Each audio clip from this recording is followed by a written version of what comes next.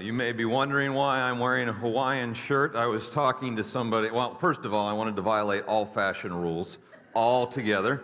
Every once in a while, I just like to do that. Secondly, I was talking to somebody this week, and they were longing for a simpler day, like the 1980s. And so I thought I would wear a Hawaiian shirt to commemorate the 1980s. Anyway, hello and welcome. It is the Simple series. We are in week 3 of a 6-week series. And this week I want to talk about how to jam the rhythms of grace. Last week we talked about the rhythms of grace, and we're going to come back to that. I feel like there was, even as I was preaching last week, there was more to say about that topic.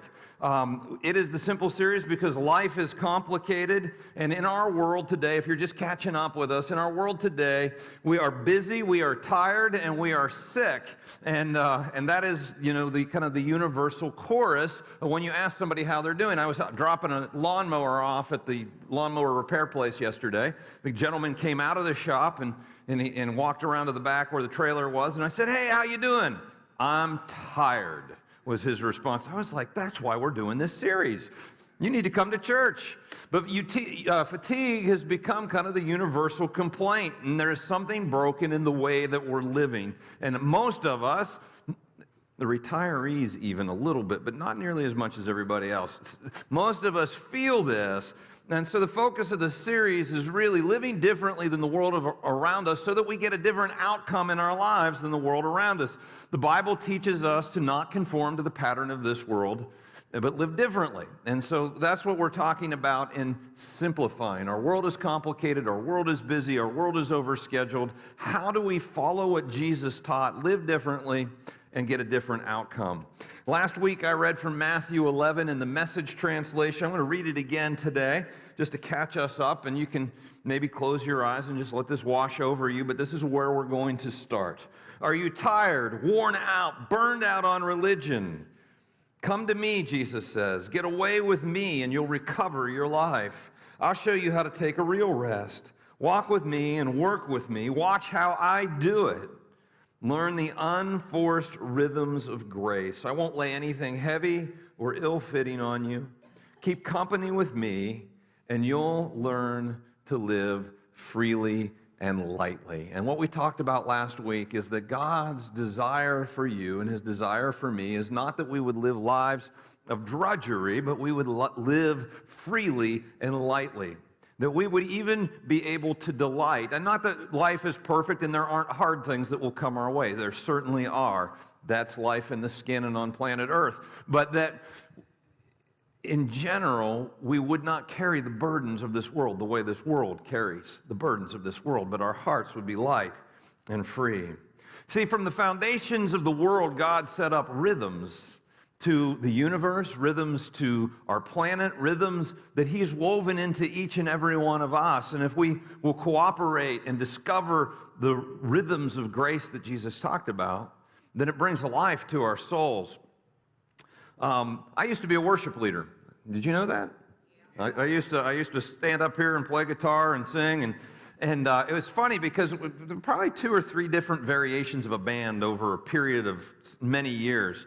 But as the band would play together more and more, we would discover kind of the jam. In music world, we would say that was in the pocket. Everybody had the rhythm locked into their head, and we knew where each other were going, and it was so much fun when we were in the pocket. It was so much fun when we had the jam going on, and it was life-giving. I mean, we'd just play, and it was fun. We could sing all day long and never get exhausted. We were riding a wave, but that every once in a while, I would have a new person come on, and they would have to learn the rhythm of that band. And until they did, it was kind of awkward. When one person is clapping off rhythm, you ever stand next to somebody in church and everybody else is clapping, and then the person next to you is off, and it's kind of like, ooh, that's not good. But you never say anything, and don't worry, it's not you, keep clapping.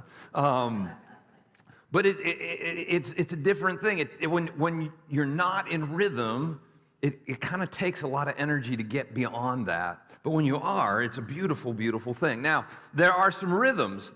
As we look around, you just look around at the world around us and the way things work, you can spot these rhythms. It doesn't take a rocket scientist. We live on a 24-hour rhythm, right? Everybody familiar with that one? What do we call that? A day.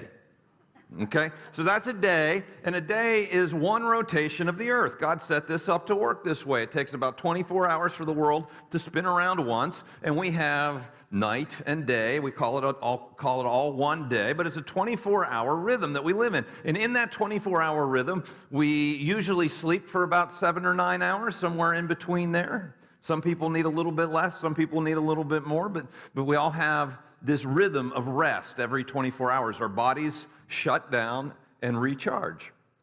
And so, for me, I have a specific rhythm to me, but it's that 24-hour rhythm. I wake up in the morning, I'm alert, my mind is awake, and that's when I do my best creative work and have my best strategic conversations and all that. And so that's what I focus on in the mornings. And in the afternoons, I focus on other things. And by evening, I'm ready to shut down and go back to sleep.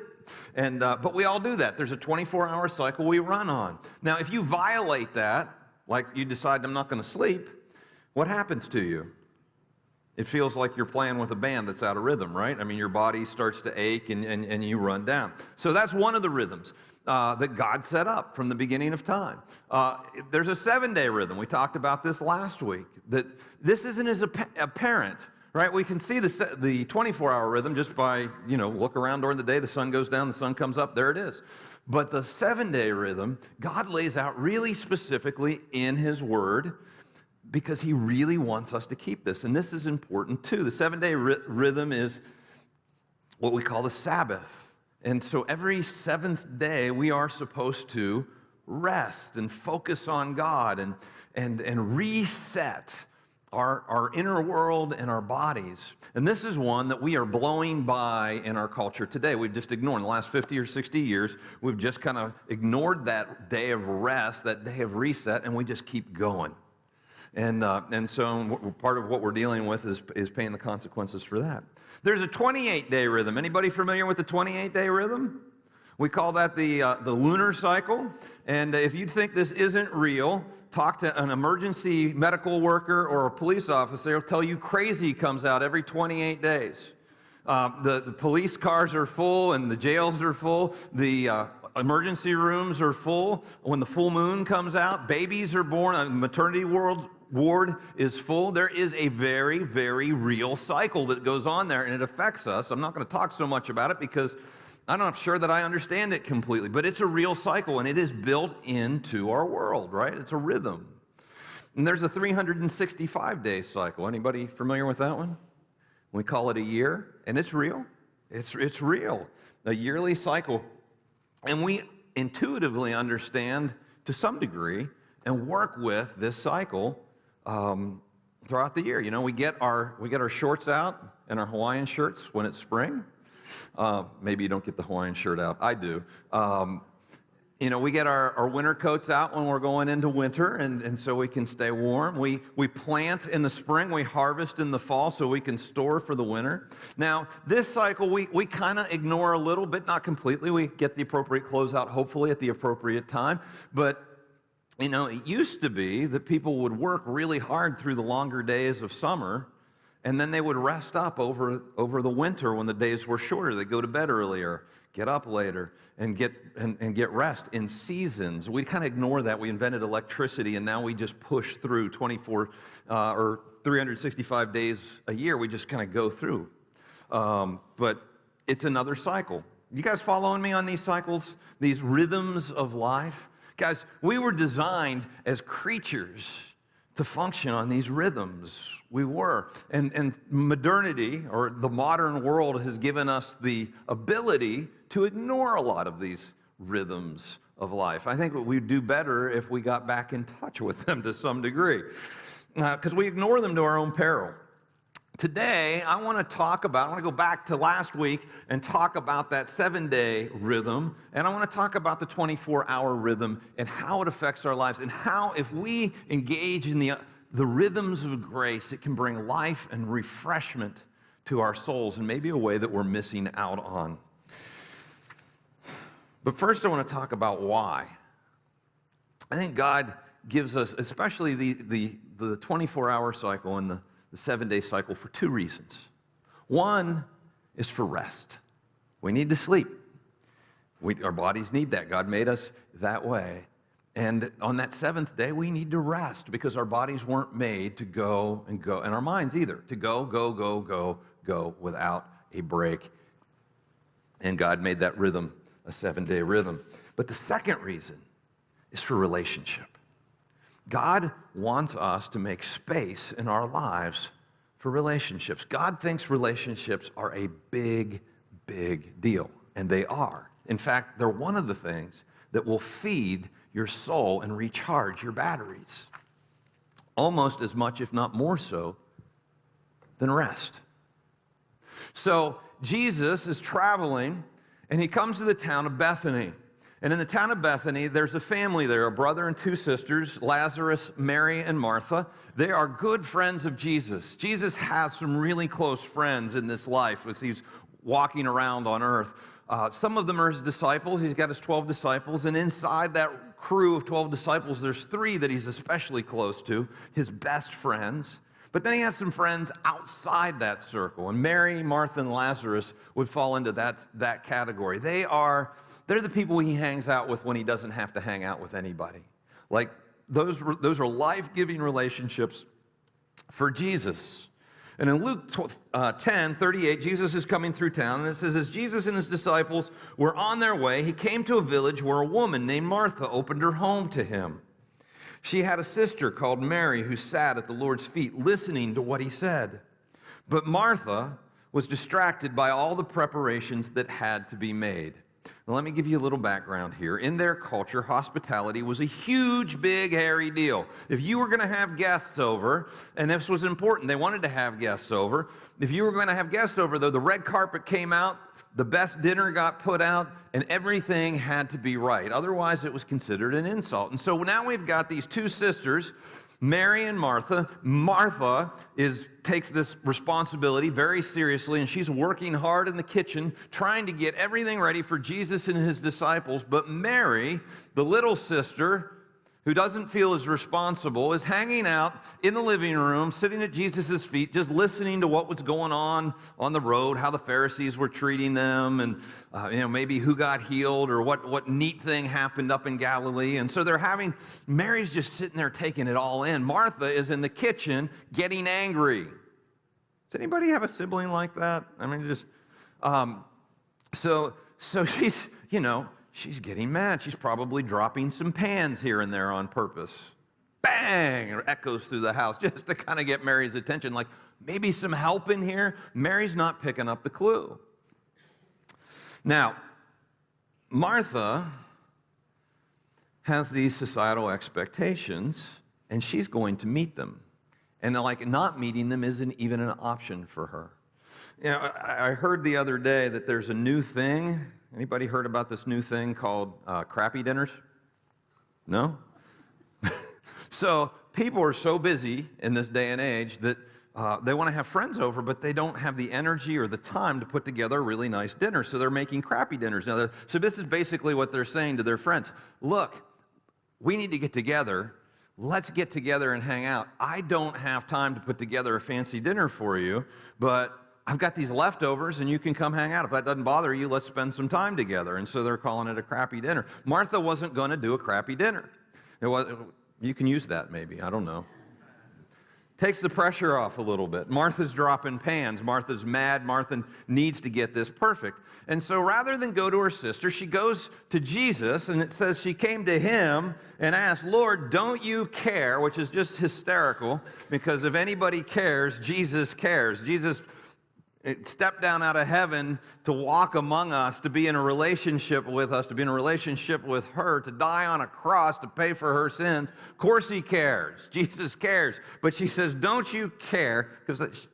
Because all she can see is the situation in front of her. She's wound a little tight, wrapped around the axle. Lord, don't you care that my sister has left me to do the work by myself? Tell her to help me. And Jesus answers back. Now, I love Jesus because he doesn't get worked up, and he cares very much for Martha. And so he responds he could have responded a little agitated, like, cut it out, Martha. But he doesn't. He says, Martha, Martha. The Lord answered, you're worried and upset about many things, but few things are needed, or indeed only one. Mary has chosen what is better, and it will not be taken away from her. Martha, the reason I come is not for a fancy meal, but to spend time with you. The reason I come is because you and your brother and your sister are my dear good friends, and when I spend time with you, it recharges my batteries. And hopefully, when you spend time with me, it recharges your batteries. I would rather connect with you and eat leftovers than have you make yourself crazy trying to create perfect so that somehow we meet some societal expectation. Martha, this is about relationship. And that's what Mary has chosen. And that's the most important thing. Jesus, I don't think, is advocating laziness here. In fact, work is part of the deal. But he's highlighting the power of relationship, the priority of relationship in our lives. Now, there are some of us, we are Martha in temperament. And this pause is just killing you. The priority of relationship will fuel your life, but you have to make it a priority. And if we don't prioritize relationships over busyness, we will not have any relationships worth having. I'm going to say that again. If we do not prioritize relationships over busyness, we won't have any relationships worth having. For Jesus, relationships were the most important thing.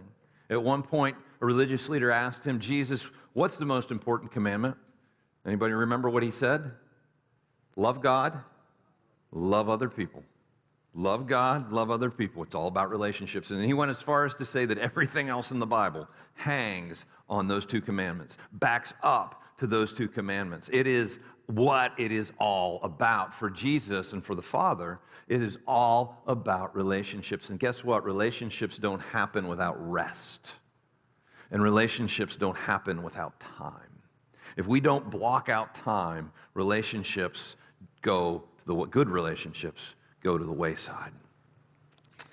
So I want to talk in the rest of the time that we have about the rhythm of relationship with God, and that's the relationship that I want to focus on this week. And we're going to look at a 24-hour rhythm. And I said, what do we do on our 24-hour rhythm? Usually we have an awake period, we have kind of a down period mentally, we have a sleep period. And I would suggest to you that we need a time every day to connect with God. This is a rhythm of life that will recharge your batteries and change your life. But it's something that you have to build into your life. It's a life-changing rhythm to establish conscious contact with the creator of the universe every 24 hours at least. And connect with him. Again, Jesus said to Martha, your sister has chosen what is best and it won't be taken from her.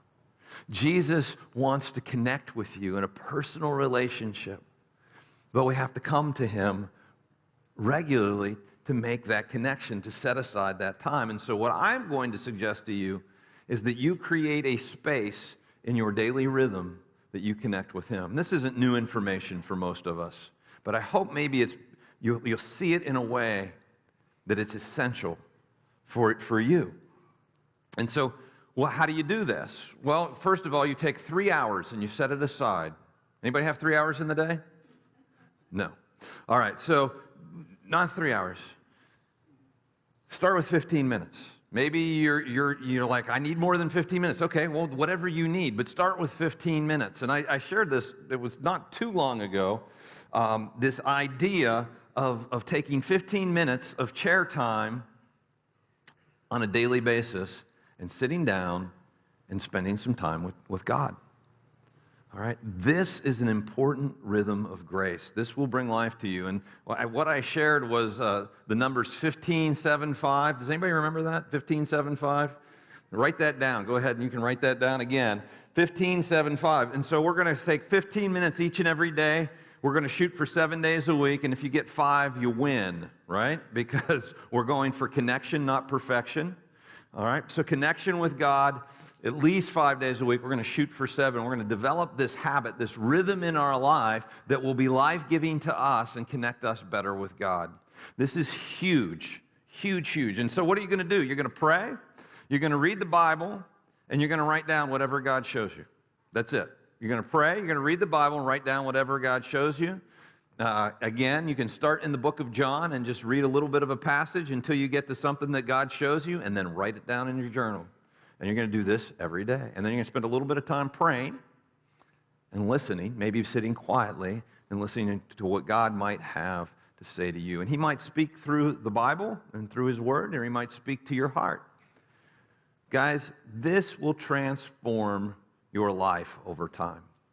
This is a rhythm that is a culture, and even in the Christian community, we have lost touch with. Consciously connecting with God, sitting at his feet for a period of time. And it is so, so important. Now, people ask, well, when in the day should I do this? And it really depends on you, but I'm going to try and make a case for very first part of the day, the very first part of the day. And here's why, a couple reasons. Now, you might be like, I am no good in the morning, but I'm wide awake at like 11 o'clock at night. That's fine. You go with you. You do you. But here's the reasons why the first part works for most people. First, it's the first part of the day. So we're giving the first part of our day to God and saying, here, this is yours. The first part of the day works best because anybody can get up 15 minutes earlier than they get up and not miss 15 minutes of sleep. And you've got quiet usually in the house. You're not competing with people and needs and little people with needs and big people with... Anyway, you got that 15 minutes right there. It sets the tone for the rest of the day. It changes the way you go into your day and your problems. It changes your perspective. Changes the peace that you walk into your day with as well, because you're centered on God, connected with him. And this rhythm will change your life. If you establish this rhythm over time, it changes the way you see the world. God's word begins to shape the way you see the world, and your connection with him shapes that. And it is powerful. Now, I will give you this, because many of you have tried this, and it has, like, you did it for a week or two, and then, fell off the wagon, stopped doing it, and it just didn't seem to go well. Well, new habits, even if it is the rhythm of the universe, but you're not used to doing it, will feel awkward at first. And so give it time, and if you fall off the wagon, get back on and keep going. But it usually, research is showing us that it takes between 6 and 8 weeks to establish a new habit. So if it feels awkward in that first 6 or 8 weeks, it's supposed to. Push through. Keep going. Make it a priority. I'm telling you, this is a rhythm of grace that will feed your soul. And you will live from a higher place throughout your day if you start your day this way. Make sense? 24-hour rhythm that's about relationship, and it's about resting in his presence. Now, the 7-day rhythm, the Sabbath, we talked about this last week, and as I was preaching last week, it occurred to me, even while the words were coming out of my mouth, we need to dial in on this a little bit deeper. Like, how do you live this out in 2017 in a non-Jewish culture in America? Because the Sabbath was given to the people of Israel, and there were very particular things to them and how they lived it out. But what are the underlying principles that we can apply to our lives today and how we live today? Well, to catch you up if you weren't here last week, Sabbath is basically a 24-hour rest period every 7 days. God gave this to the Jewish people, but he gave it to us, one of the 10 commandments. And so the 7th day is supposed to be set apart. It's supposed to look different. And God wired it into the rhythms of life. And it's a consistent rhythm. For the Jewish people, it was a consistent rhythm on Friday.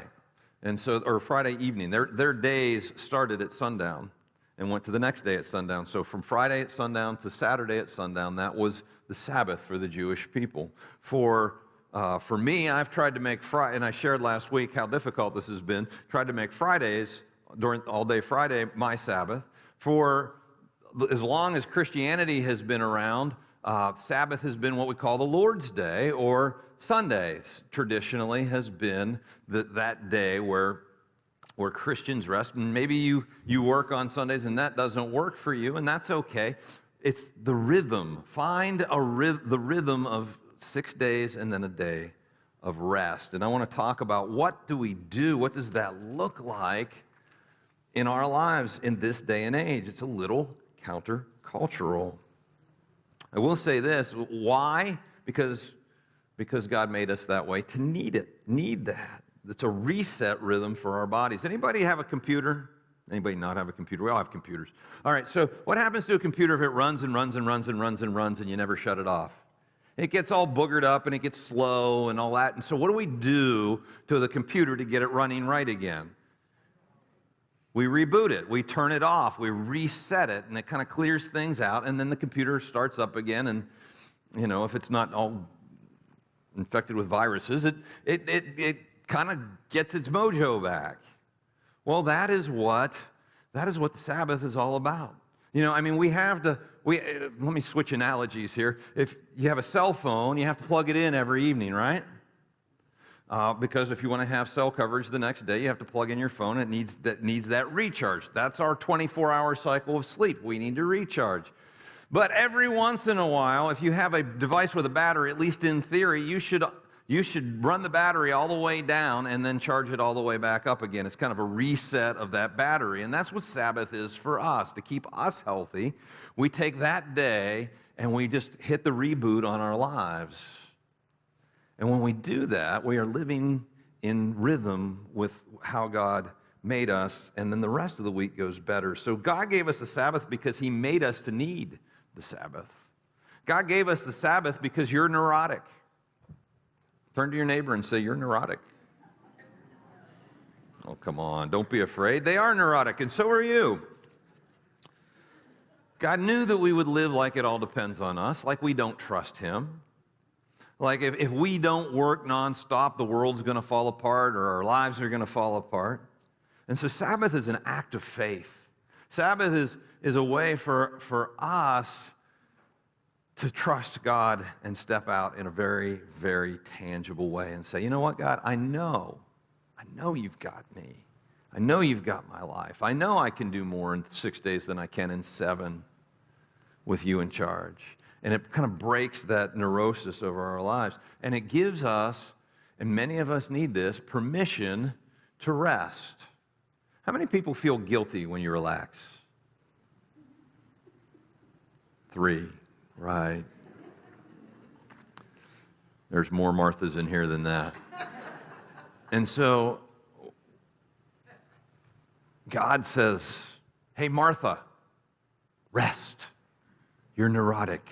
I give you permission. You have permission. That's why God gave us the Sabbath. Now, how do we Sabbath? Well, it's not legalistic. The religious leaders of Jesus' day turned it into this burden. All these rules that nobody could keep, and it wasn't rest, it was a bunch of work to keep all these rules. And Jesus made it very clear this is supposed to be a blessing, not a burden.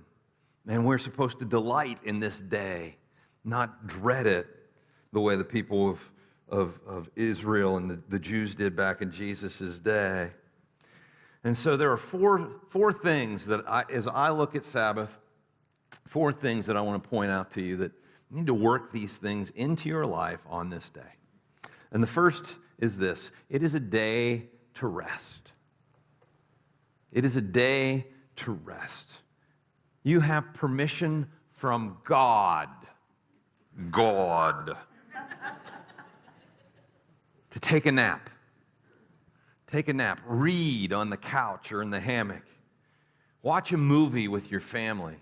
Now, I will say this, and this isn't in the Bible anywhere. This is just my observation. We are always in front of screens. And so one of the things that I would suggest is, as you take a Sabbath day, if you have a family or just for yourself, is shut all the electronic stuff off. I mean, watching a family movie ain't no big deal, but, put the phone away. Get off Facebook for a day and, change what you're doing. Give your brain a little bit of a break. Make a mental shift. Work is off limits for this period of time. I'm not going to work. I'm going to rest. And that's a physical rest and that's a mental rest. Like, don't do work stuff. So a day to rest is a huge part. Does that make sense? Everybody following that?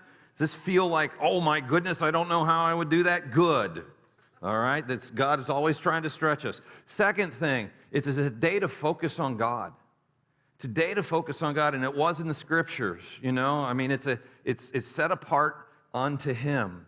And so the Jews would do, to set this day off, they would do a Sabbath dinner, and of course, their Sabbath started on Friday evening, so they would gather with their family and maybe grab some friends, and they would light some candles and pray, had Sabbath prayers, and they would have a feast, and it would kind of mark the beginning of Sabbath, all right?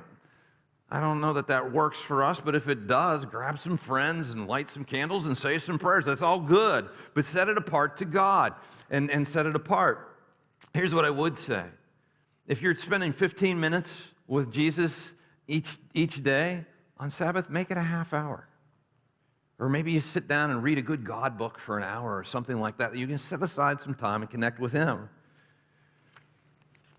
And for crying out loud, go to church.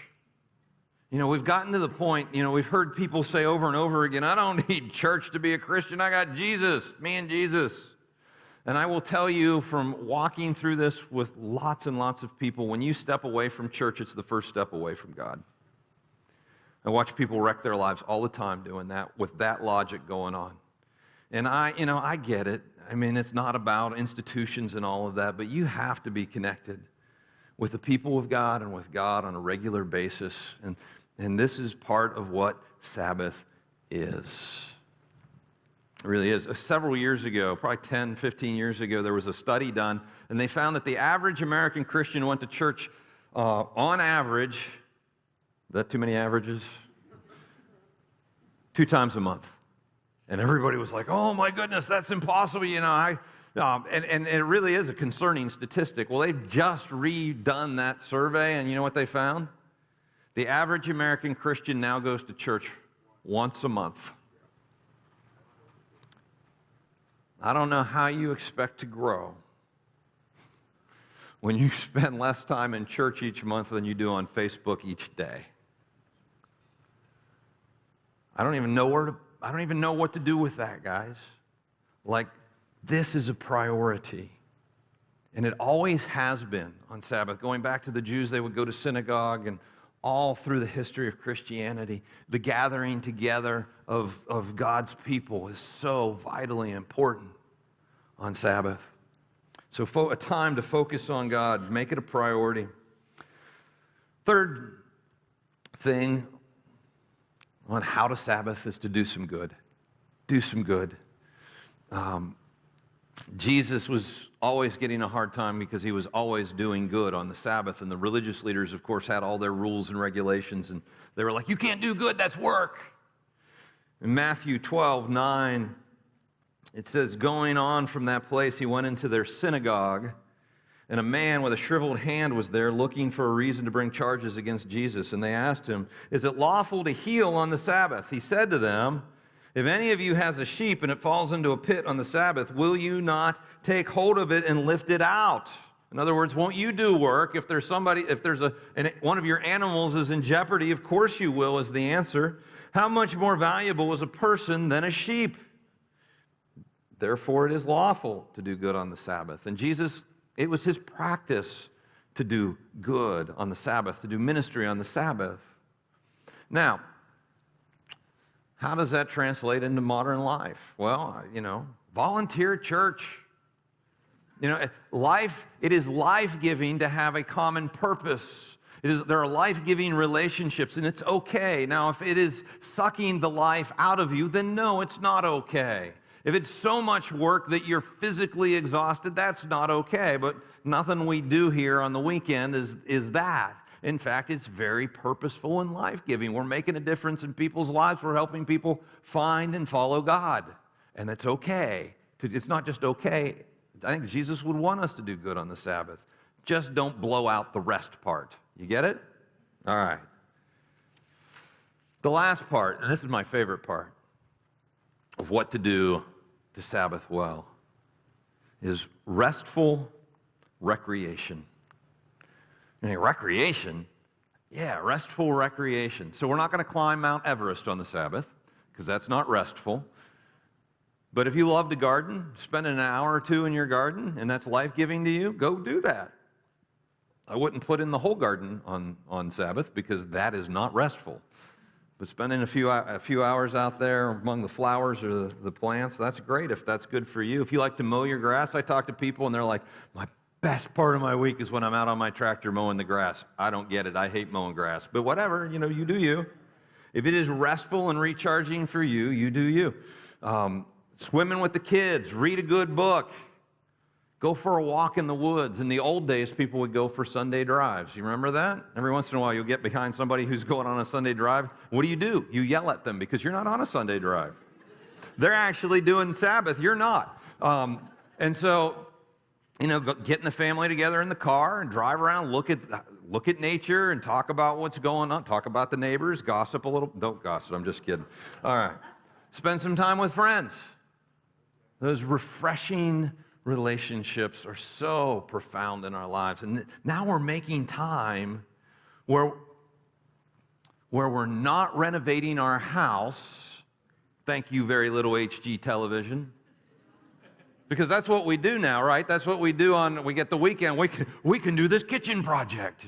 Then you only get it half done and you're stressed out all week long and you never mind. It's the new church, HGTV. Anyway. But we're making space. Like, this is my time. Like, I got time with friends. Guys, we don't know how to do that anymore because we're running all over the freaking place. Hey, bottom line, you're a human being, not a human doing. And God wants you to take times on a regular basis, daily, weekly, to just be. To be His kid. To be in a relationship with Him. God made you to need rest and a predictable schedule and predictable rhythms, and He made you to be in a relationship with Him. And you know what? When we are and when we cooperate with the rhythms of grace, it fills our tanks instead of leaving us depleted. Bottom line is, you'll miss out on the greatest parts of life if you ignore the rhythms of grace. You're going to miss out on relationships. You're going to miss out on rest. And these things are water to our souls, guys. And as I look around at the world around us, these are things that people are longing for, and many of us are longing for. But to build this into your day, in this day and age, requires courage. It requires planning. It requires intentionality, and it requires the fortitude to follow it through. And my question for you is, will you? Will you? And my challenge to you is, go for it. Don't conform to the pattern of this world, but live differently. Not because of religious obligations, but because you want to live the kind of life that God has designed for you to live. Fully alive, overflowing with His presence in your life, and coming from a place of internal reserves.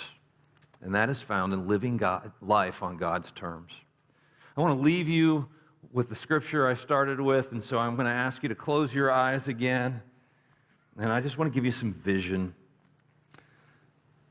right from the mouth of Jesus. Are you tired, worn out, burned out on religion? Come to me, get away with me, and you'll recover your life.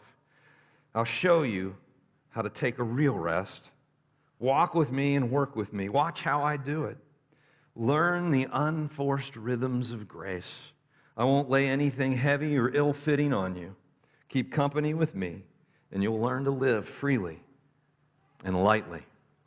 Dear Jesus, would you teach us to jam in your unforced rhythms of grace, Lord? Would you help us just to ride those waves, Lord, and to find the replenishment that comes in being connected in relationship with you, in relationship with one another, Lord, that comes from finding rest and trusting you, Lord, trusting you with our time. And so, God, I pray for each person here, would you give us courage? Would you give us determination? And Lord, would you give us a vision for our lives to live the way you taught? And it's in your name that I pray. Amen.